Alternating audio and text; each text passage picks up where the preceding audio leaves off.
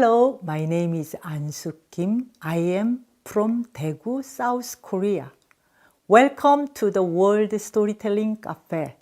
Thanks to this cafe, I have enjoyed many good stories by master storytellers around the world.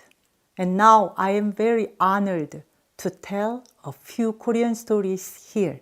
The coronavirus has changed the world. Korea has passed the worst part of this war, but America, UK, Italy, and many other countries are still in the middle of this unprecedented war with COVID-19 virus. At first, Daegu was the epicenter of the coronavirus in Korea. In a short time in February, the number of COVID-19 victims went from a few dozen to almost 7,000 patients. Our city appeared on the world news because of coronavirus. In fact, most of the patients in Korea were from our city. You can imagine. We were shocked and really concerned. But our government and citizens were ready. The pandemic emergency medical teams responded immediately. A lot of testing and tracking the patients as far as possible, and isolation began. All of a sudden, our streets became empty. It's like a ghost town. No cars, no humans were in the streets. I remember I was at a library class on that day, 18th of February, when the first patient was confirmed. In the middle of the class, the staff from the library came into our classroom and said, "The library is closed from this minute. Stop class and go home." Oh, the shutdown was so urgent. It was like a well-coordinated operation. Now almost 100 days have passed. The social isolation is finished. People and cars are busy in the streets again, and shops and restaurants are carefully reopening. Soon the schools and libraries are going to be opened. Still, people in the streets and public transportation put on a mask and keep a distance each other and follow the safety rules for ourselves and for others. And we keep it in mind. The struggle is not ended. During this episode, I found how united we were. We spontaneously isolated ourselves at home, and many people helped those in need. And especially medical heroes, the doctors and nurses dedicated themselves to fight against the virus. Oh, we owe a lot to them. Struggling with this world pandemic, I realized how much the world and the people are connected to each other. In the end, we belong to a global family on this planet. I'm sure this World Storytelling Cafe will help people to be connected as a global family on this planet. Now we live in the time of the COVID-19 virus. It has forced us all to stay home and keep a social distance. For most of us, it's a sacrifice. It's an inconvenience, and it's a real pain. Personally, I feel almost claustrophobic. But now I'm going to tell a Korean folktale about a man who is happiest at home alone and not doing anything, not meeting anybody, and especially not going to work. Let's see what happened to him in the story. Once upon a time, there lived a young farmer. He got married and had a good, hard-working wife. But he hated to work hard in the field. He was called Lazy Bones. He usually had an excuse. On a hot sunny days, he said, "Oh, it's too hot to work in the field." Then he stayed home, only eat and sleep. But on a rainy day, he said, "Oh, it's raining. It's farmer's holiday." And he stayed at home, only eat and sleep. Spring was the busy season for the farmers in the field, especially on the rice planting days. The farmers were very busy working at the rice paddy. There's a joke. The broomsticks in the kitchen run to the field to give a hand to the farmers. But this lazy bone, he stayed at home one particular rice planting day. His wife was mad at him. She came running from the field and shouted, "Get out into the field! Can't you see how busy we are?" But the lazy bone tried to be a deaf. His wife felt like talking to a wall. She did not give up, and she yelled at his ear, "I am sick and tired of you, you good-for-nothing husband. Oh. Go and find some place you can only eat and sleep. I wish you were gone." Lazybone couldn't stand his wife's nagging anymore, so he made a bundle and set off for a journey to find his own paradise. He walked down the road, past the bridge, then on the way to the forest, he saw an ox chewing its cud. It was half asleep, and it looked so peaceful and relaxed. So he thought for a moment, "Oh, I wish I were an ox." Then he kept walking into the woods, and he saw an old hut in a clearing, and an old man sat in front and was busy making something with a knife and wood. So the young man was curious and looked over. "Excuse me, old man, what are you making?" The old man said, "It's an ox mask." "Ox mask? Why are you making such a useless thing? I'd rather take a nap." "Ha ha, this mask is very special. It has magic power. Any person who doesn't want to work hard in the field, this ox mask works very well." So the young man now more interested. So he asked, "May I try it on?" So the old man said, "Sure." So the young man grabbed the ox mask and pulled it on over his head. Then quickly the old man threw an ox hide to the young man, and it stuck on his back.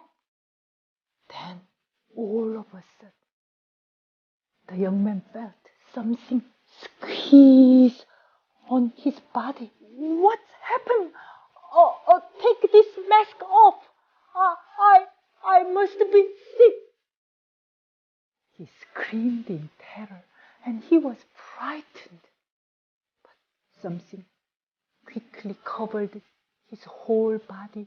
It was an ox skin, and he couldn't take it off. Then soon, the two horns grew on his head, and his two arms and legs became the legs of an ox, and a long ox tail grew on his butt. "Let me go! Let me go!" he screamed. But the only sound you hear was moo, moo in Korean. Meh, meh. Then the old man pulled a rope around the oxman and pierced his nose to put on a ring, a kotture, and took him to the market. The oxman, let me go, resisted. Only sound, meh, meh. And the old man just sold this ox to a farmer and warned, don't give this ox a radish. If he eats a radish, he will die immediately. The farmer thought it's a very strange warning, but he was happy with this good bargain, and he took him to his house. From the next morning, the oxman had to pull a plow all day long in the field, and he had to pull a load full of cart another day. He tried to explain to the farmer, I'm not an ox, I'm a man wearing ox mask. But the only sound the farmer heard was meh, meh. And the farmer replied with a stick, hurry up, you lazy ox. So days passed. And days hard work. At night, his bones and muscles aching so much, and he couldn't fall asleep. So he cried and regretted, and he thought, oh, I wish I were a man again. He felt really miserable and desperate as an ox. Then one night he thought, I'd rather die. I can't live my whole life as an ox. Then he thought, that's it. He remembered the old man's warning. Tomorrow I will eat a radish. Then the next morning, when the farmer took him to the field, he found a radish patch. And he ran to the patch and pulled a radish, ate it. Then he waited for his coming death, crying, wife, he cried. But his whole body trembled. Then his ox mask fell off. Then his ox hide fell off. The horns disappeared. His arms, legs back again. His tail disappeared. I'm a man again. I'm a man again. He jumped up and down with great joy. I'm a man again. Then the farmer was surprised, asked, where's my ox? Then the young man explained what happened to him with the ox mask. And he said goodbye to the farmer and gladly came back home. On the way home, he just looked for the old man and his hut. But the only thing he found in the clearing was a big round rock, and on the rock his bundle. So he took the bundle and ran to his house. His wife was so glad to see him. Husband, where have you been? But he didn't answer. He took a shovel and a hoe and ran to the field and began to work hard. From that day on, he became a very diligent farmer and a good husband. But he didn't tell anything about the ox mask to his wife. Never. He even didn't believe in himself.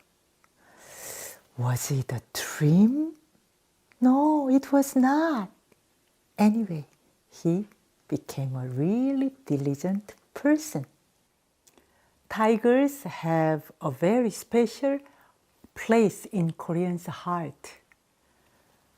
Our homeland is over 70% of mountains, and it was a very good habitat for the tigers.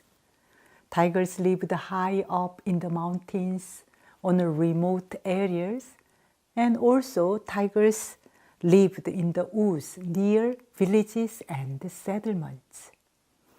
The tigers did not fear people.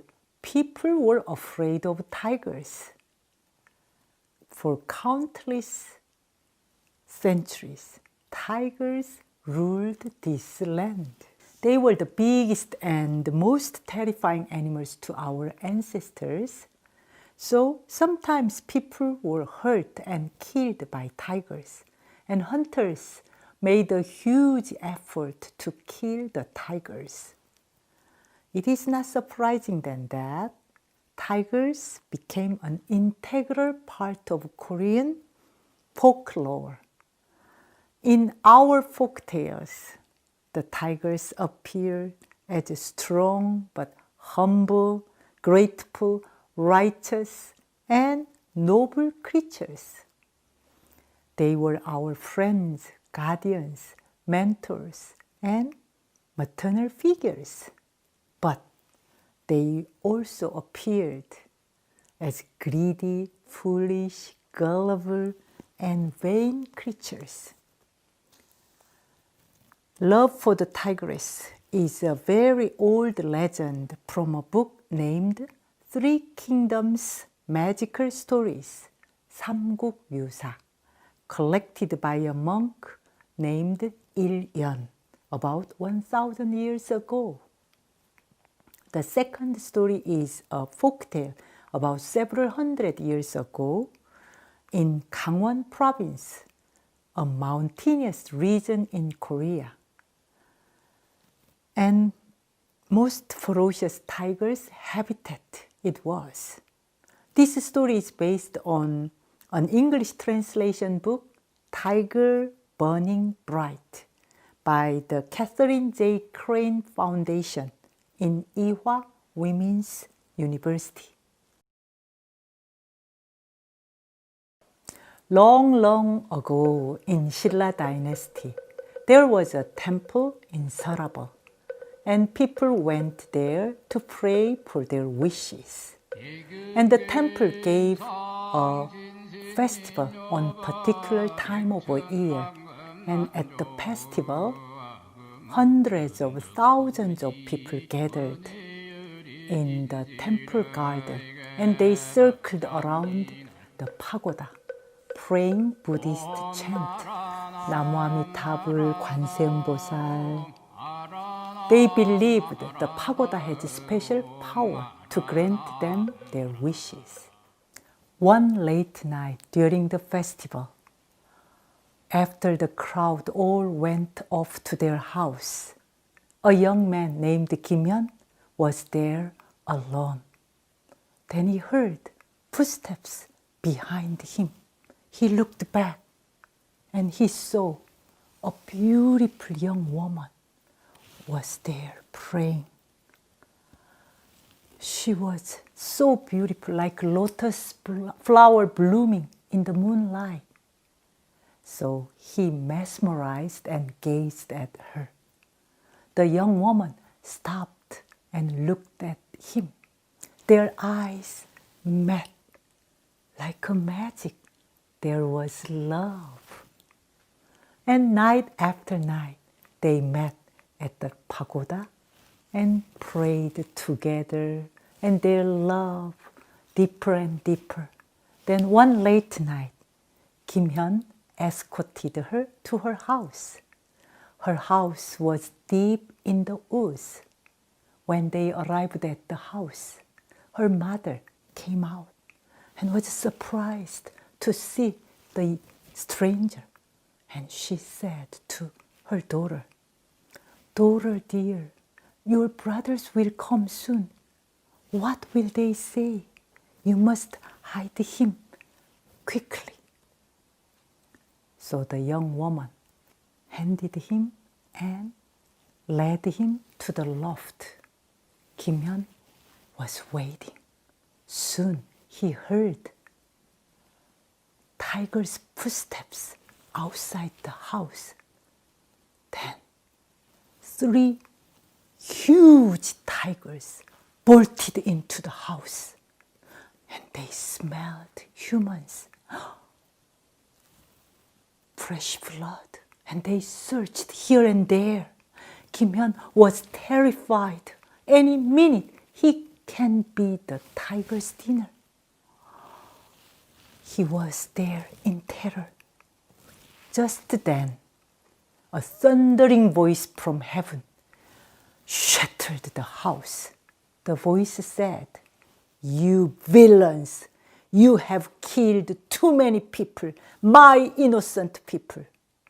I heard every day my people's crying and wailing. I will not forgive you. Tomorrow, one of you shall die." Tigers, they just begged and cried for their lives.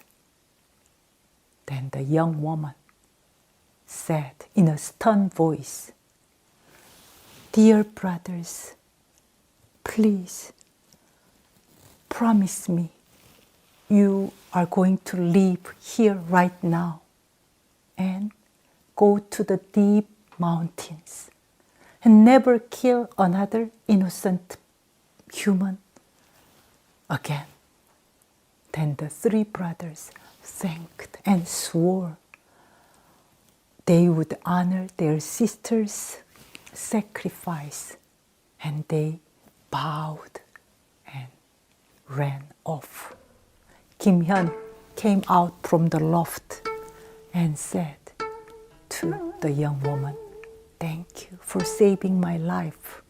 Then the young woman said, "Now you know what I am. I am also a tiger. You can't love a tiger."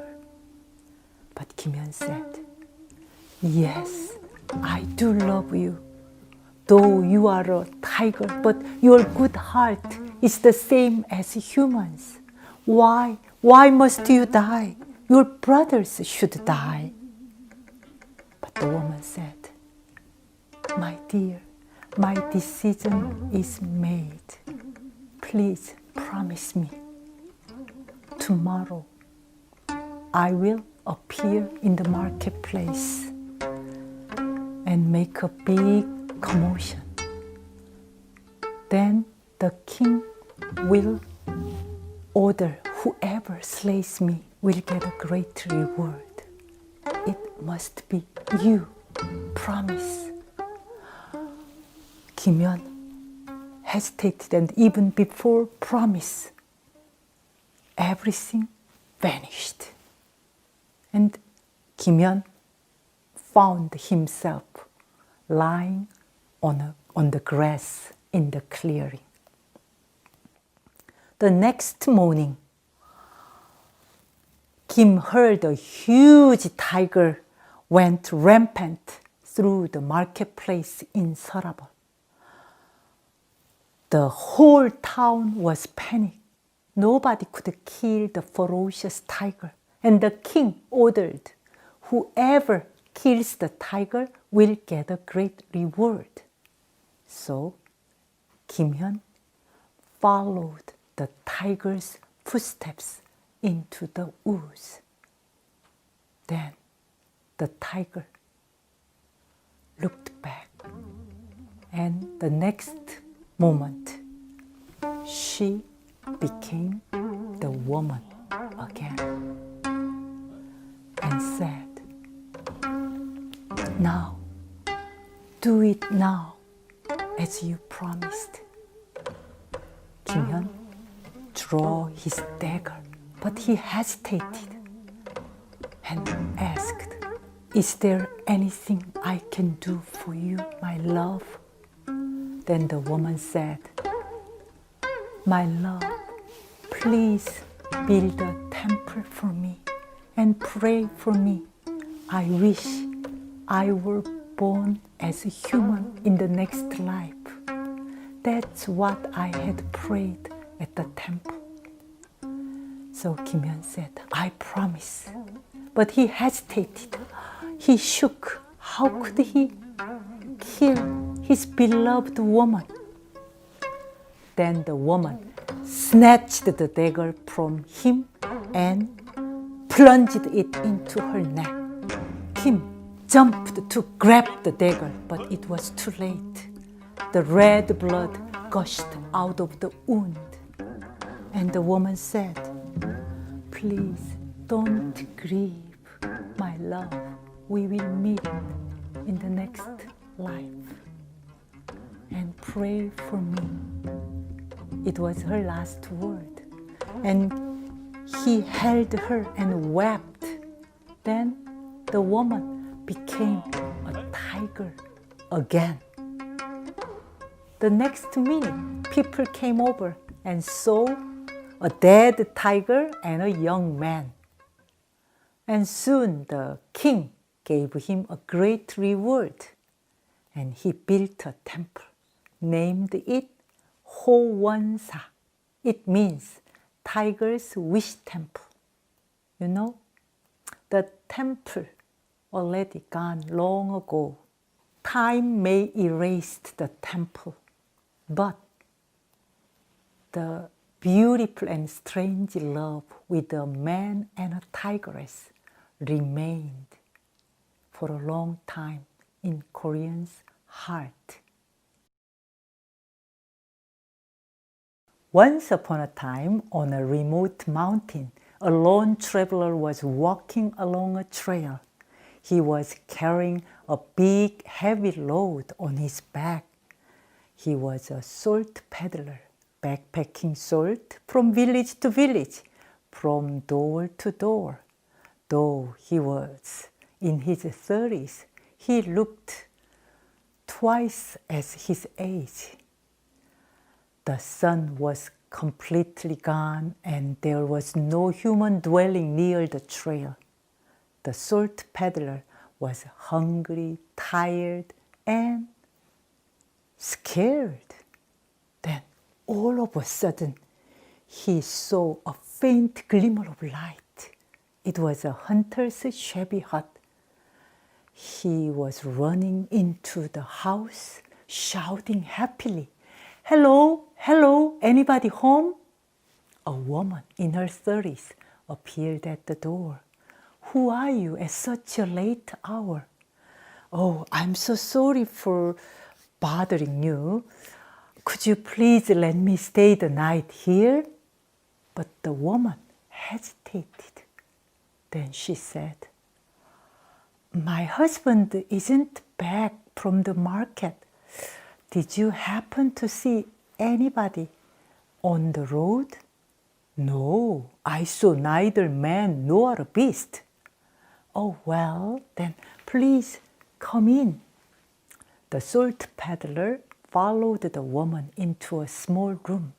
He couldn't stay outside until her husband returned. Soon the woman brought some boiled potatoes. "Oh, you must be starved. Help yourself." So the salt peddler, after finishing all the potatoes, he was so sleepy, but he tried not to sleep. He struggled. Then he fell asleep and snoring loudly. The young woman, she huddled into the corner of the small room and became more and more anxious about her husband. Then she went over to the peddler and shook him. "Wake up, sir! Please wake up!" The peddler awoke and was embarrassed in that small room, only the young woman and him. Then the woman said, "Oh, I'm so sorry. to disturb you, but my husband isn't back yet. Oh, I've heard tigers are especially rampant these days. I'm afraid something dreadful has happened to him. We must go out to search him. The peddler was grumbled, and even at the mention of tigers, he said, "Oh, what can we do in the dead of night? We can't see a thing. Let's wait till daybreak, then I will help you." The woman said, "By then, only his bones will be left. Poor husband.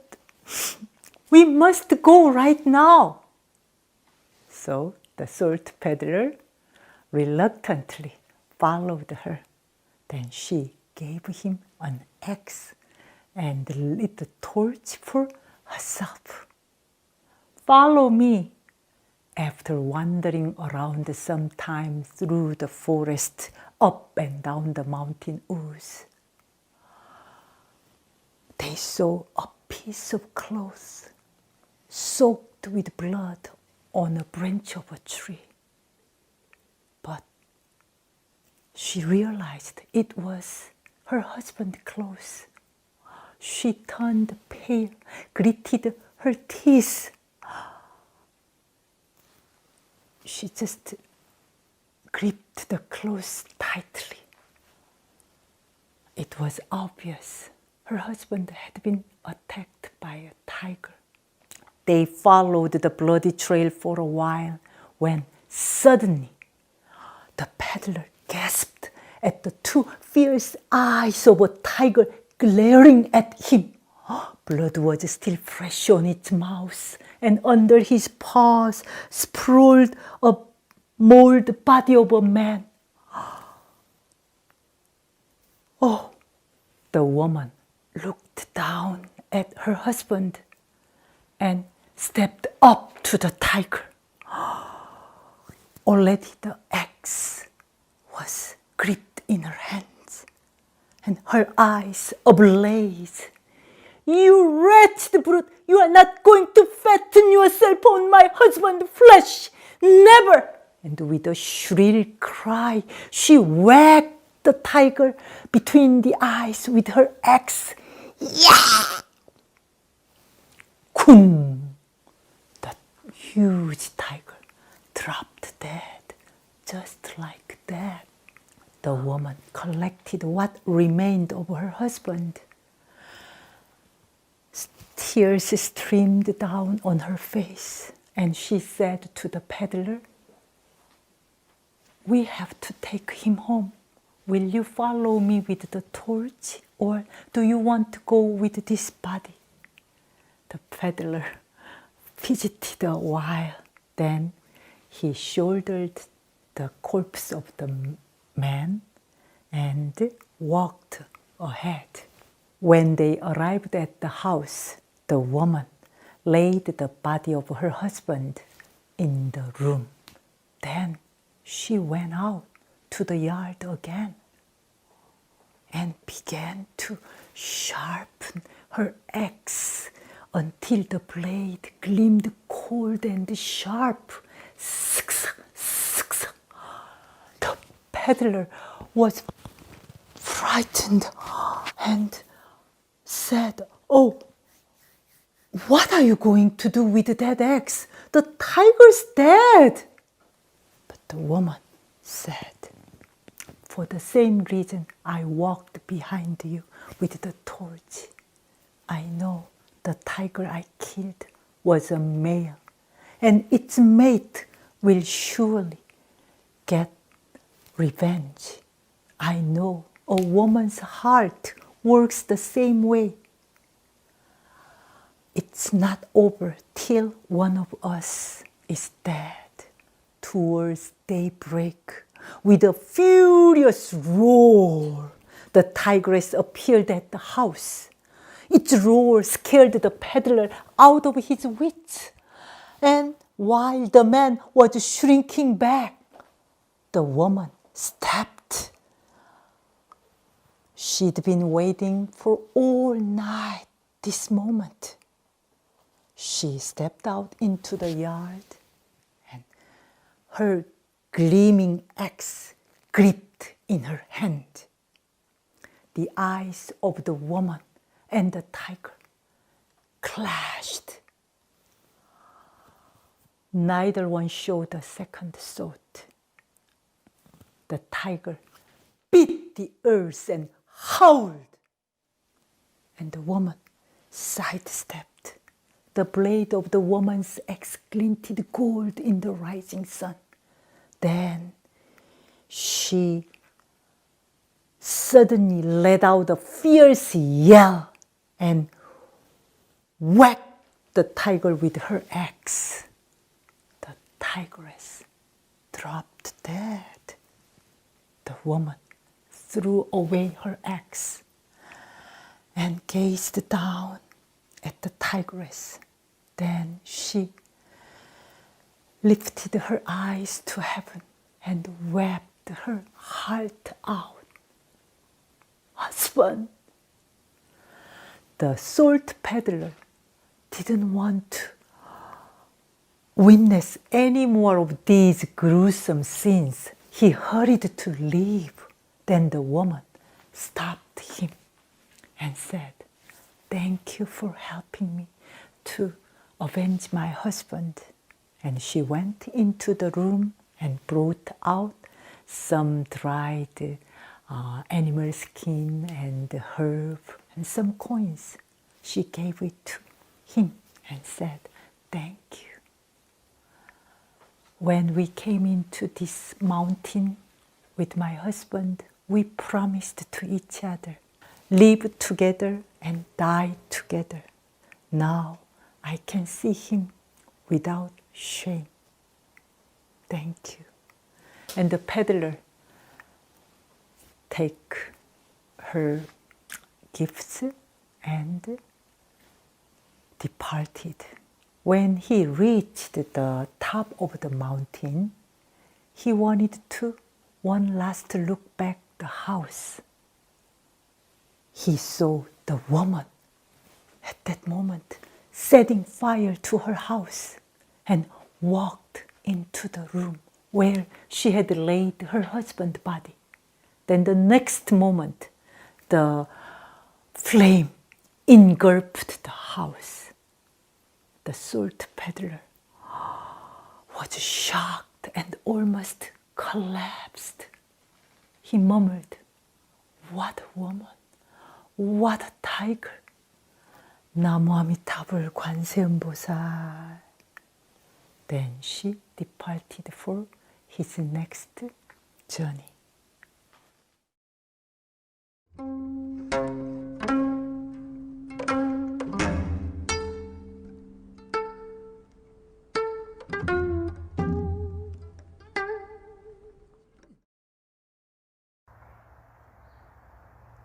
Did you enjoy that storyteller? Of course you did.